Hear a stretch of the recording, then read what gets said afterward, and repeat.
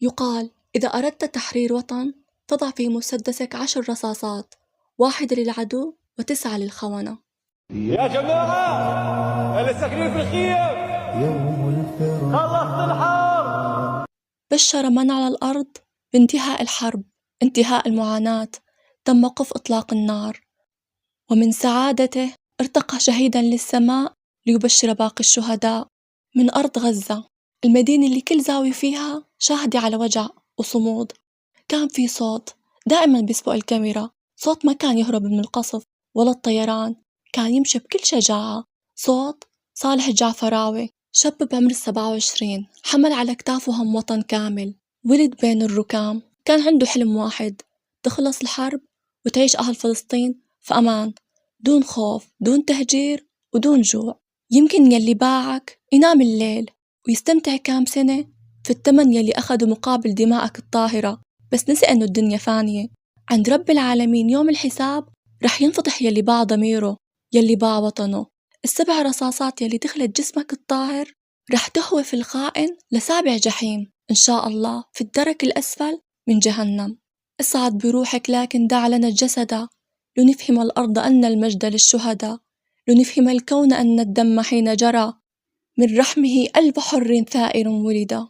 اصعد بروحك لا خوفا ولا وجلا، عليك ما دمت في الأبرار والسعادة، حصدت الموت هذا خير منزلة، وغيرك الذل والخسران قد حصدا. اليوم مو بس غزة عم تترحم عليك، اليوم كل عربي عنده شرف تعالك بالرحمة وتصدق عنك. هذا كان طلبك الأخير، ندعي لك ونتصدق عن روحك الطاهرة رغم وجعنا في استشهاد صالح، ولكن ربح البيع، والله يا صالح ربحت البيع. أطفأوا عدسة وأخمدت إحدى أصوات غزة، هنا انتهت التغطية. يا صالح الجعفراوي لن يسكت صوتك، سيبقى خالدا. في أمان الله يا صوت الحق، في أمان الله يا صوت غزة. اليوم استشهد صالح، ولكن في غزة 1000 صالح. إلهي ماض كي أكون أنا الشهيد، إن قلبي اليوم راض، قد نجوت من الوعيد، إنني في الخلد أحيا عند ربي من جديد.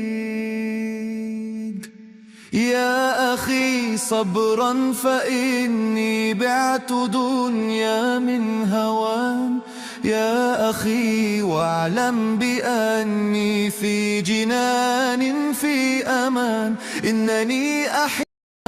إنني أحيا بسعد في قصور للحسان. قد رحلت اليوم شوقا أقتدي درب الحبيب، إن قلبي فاض عشقا ذاب شوقا للحبيب، كي أرى ربي يقينا مثل بدر لا